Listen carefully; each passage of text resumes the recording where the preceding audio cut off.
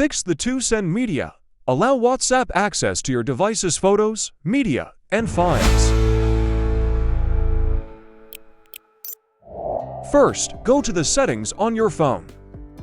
Tap on Apps or App Manager, that depending on your device. Find and select WhatsApp from the list of apps. Tap Permissions. Make sure storage permissions are turned on. You can also turn on all permissions for WhatsApp to avoid other permission-related issues. That's it. You can now send media files without any problems. If you have any questions, drop a comment below. Don't forget to like, subscribe, and hit the bell icon for more helpful guides. Thanks for watching.